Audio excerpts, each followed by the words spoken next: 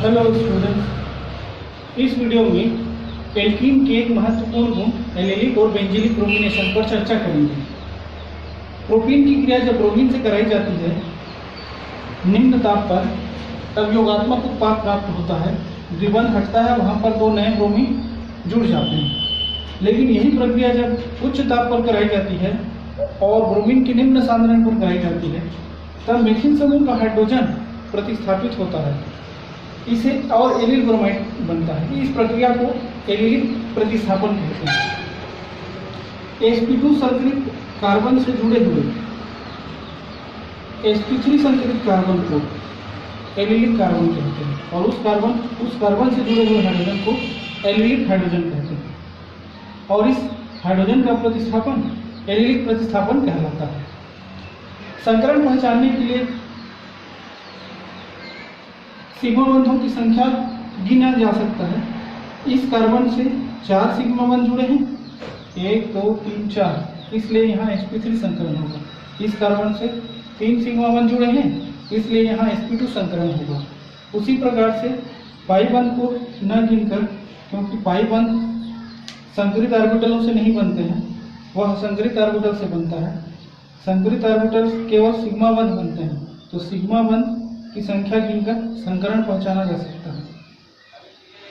निम्न सांद्रण ब्रोमीन का प्राप्त करने के लिए एक अभिकर्मक का प्रयोग किया जाता है, उसे NBS या N ब्रोमो सक्सिनिमाइड कहते हैं। सक्सिनिमाइड, N ब्रोमो सक्सिनिमाइड कहा जाता है। N ब्रोमो सक्सिनिमाइड इमाइड फैमिली का सदस्य है। इमाइड फैमिली में 2 कार्बोनिल ग्रुप NH से जुड़े हुए होते हैं। इसकी संरचना याद करने के लिए इसे हम सक्सिनिक एसिड से बना हुआ मान सकते हैं। सक्सिनिक एसिड में 4 कार्बन होते हैं और छोर के कार्बन में कार्बोक्सिलिक समूह रहता है। इस कार्बोक्सिलिक समूह को जब इमाइड में बदलेंगे तो यह सक्सिनिमाइड कहलाएगा और सक्सिनिमाइड का हाइड्रोजन अगर ब्रोमीन से प्रतिस्थापित है तब उसे N ब्रोमो सक्सिनिमाइड नाम दिया जाता है। N ब्रोमो सक्सिनिमाइड कम सांद्रण बनाने के लिए, ब्रोमीन की कम सांद्रण बनाने के लिए उपयुक्त रहता है, क्योंकि ये ठोस CCl4 में बहुत कम खुलता है और नीचे में बैठा रहता है। जब अभिक्रिया पूर्ण हो जाती है तो जो एलिल प्रतिस्थापित उत्पाद है वो घुल जाता है और सक्सिनिमाइड ऊपर आ जाता है, उसे इवेपोरेटेड करके अलग कर लिया जाता है। इस प्रकार से इसकी प्रक्रिया और उपयोग करना सरल है और यह नियंत्रित और कम सांद्रण का ब्रोमीन प्रदान करता है। जब ब्रोमिनेशन किया जाता है तो जिस प्रकार से एल्केन की क्रियाविधि होती है ब्रोमिनेशन या हैलोजिनेशन की, उसी प्रकार से एल्कीन के ब्रोमिनेशन की भी प्रक्रिया होती है। इसमें भी 3 पद होते हैं। पहला पद चेन इनिशिएशन स्टेप कहलाता है। इस पद में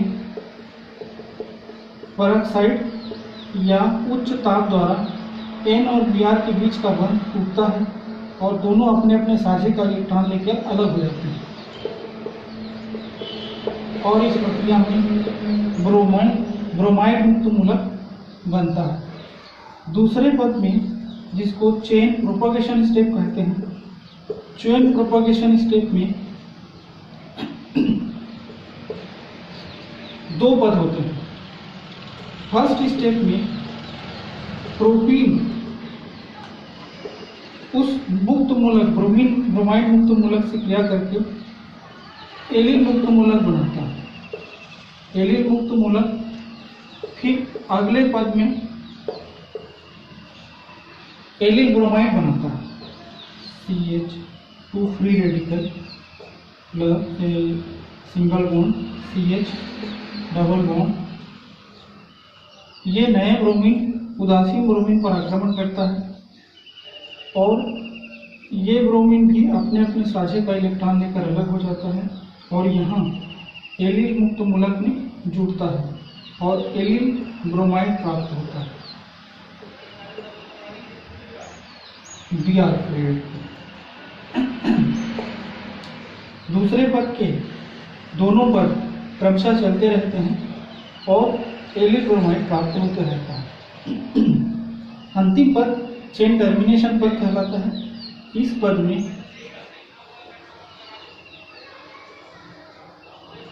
कोई भी दो मुक्त मूलक आपस में क्रिया करके प्रक्रिया को बंद कर देते हैं। यह तीसरा पद है, इसे चेन टर्मिनेशन स्टेप कहते हैं।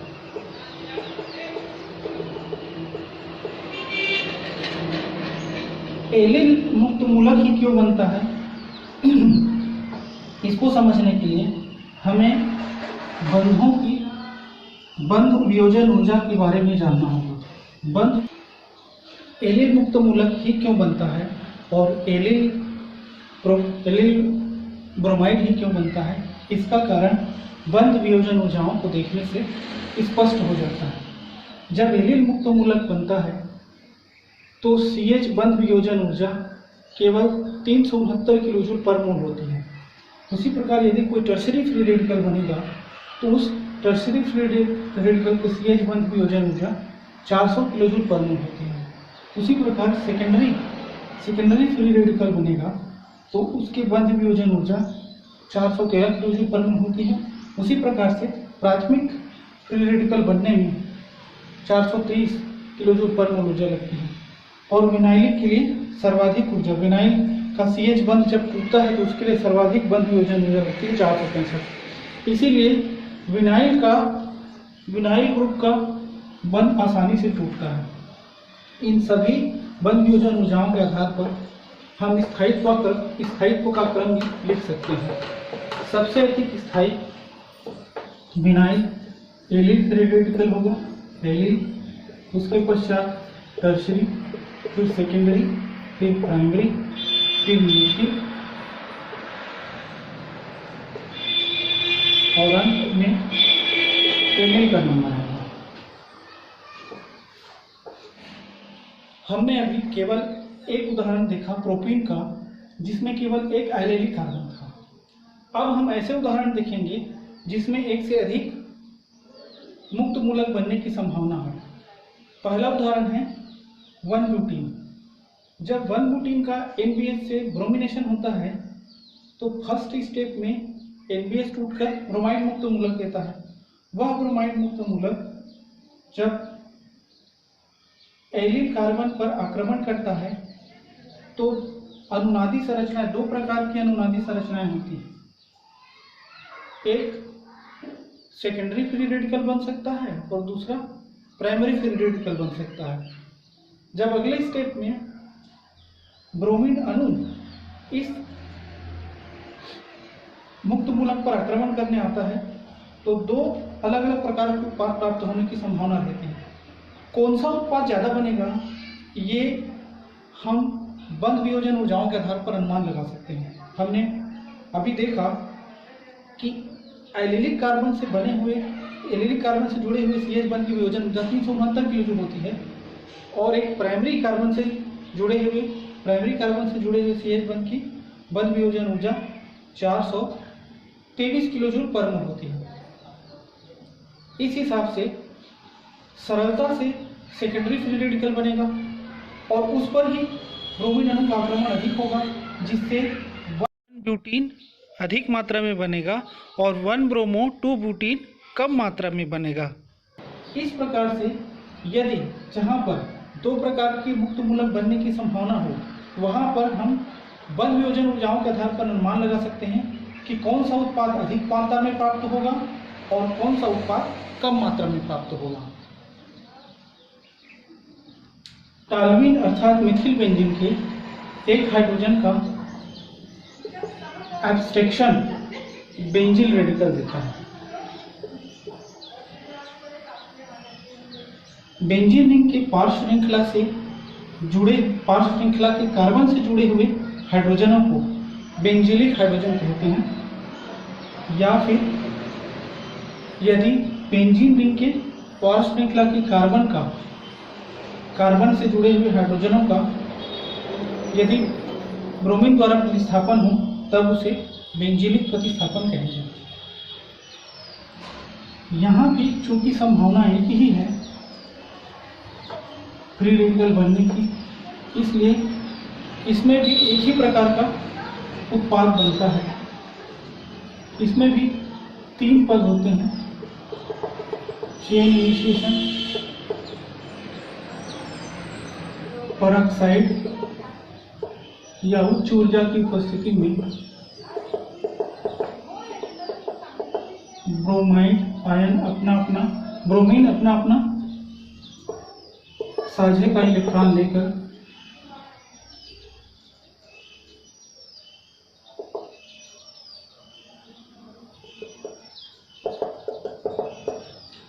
ब्रोमाइड मुक्त मूलक बनाता है। ये ब्रोमाइड मुक्त मूलक मिथिल बेंजीन के कार्बन पर आक्रमण करता है और हाइड्रोजन एक्सट्रैक्ट करेगा HBr और एक बेंजीन रेडिकल बनाता है, बेंजालिक रेडिकल बनाता है। यह बेंजालिक रेडिकल स्वतंत्र ब्रोमीन अणु से क्रिया कर Br मुक्त मूलक एक Br मुक्त मूलक बनाता है और अल्फा ब्रोमो मेथिल बेंजीन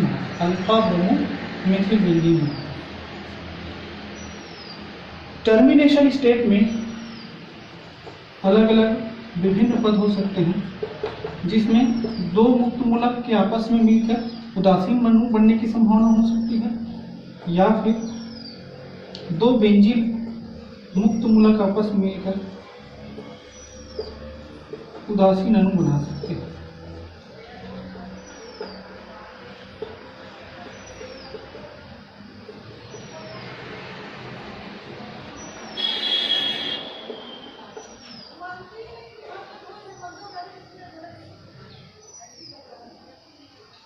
इस प्रकार से इसमें भी 3 स्टेप होते हैं। जिस प्रकार हमने एल्केन का हेलोजिनेशन देखा, जिस प्रकार से एल्कीन का हमने हैलेलिक ब्रोमिनेशन देखा, वैसे ही या तो यह ब्रोमीन NBS से पैदा होगा या फिर ब्रोमीन स्वयं ब्रोमाइड मुक्त मूलक पैदा कर सकता है।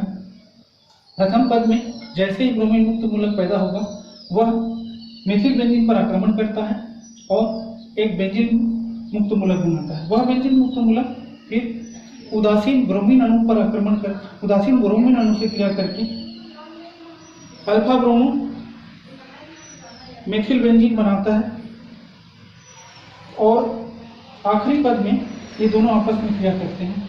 कोई भी 2 मुक्त मूलक आपस में क्रिया करके प्रक्रिया रोक देते हैं। ये चेन टर्मिनेशन स्टेप है। इसमें भी ये chain propagation step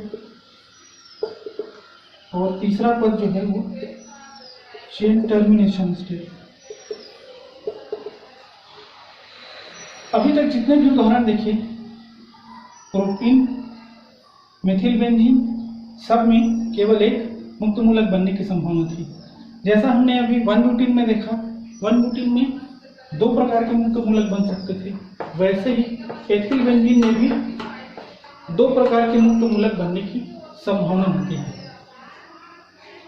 ethyl benzene में फर्स्ट स्टेप होता है। इसमें जैसे ही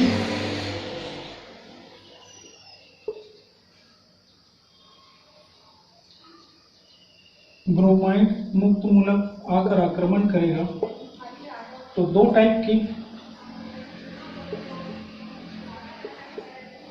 मुक्त मूलक बन सकते हैं। एक मुक्त मूलक बनेगा जिसमें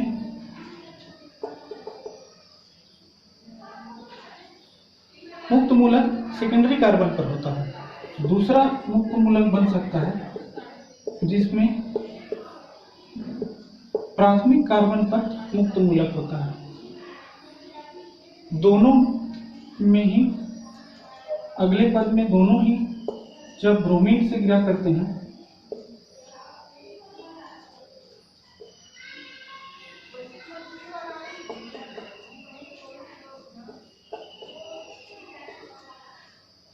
तो दो प्रकार के उत्पाद मिलेंगे।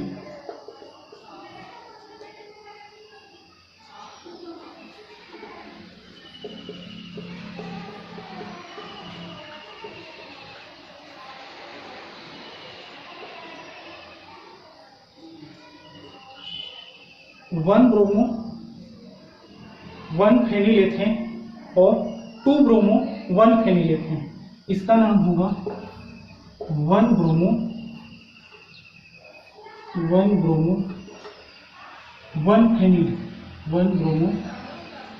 1 फेनिलेथेन और ये 2 ब्रोमो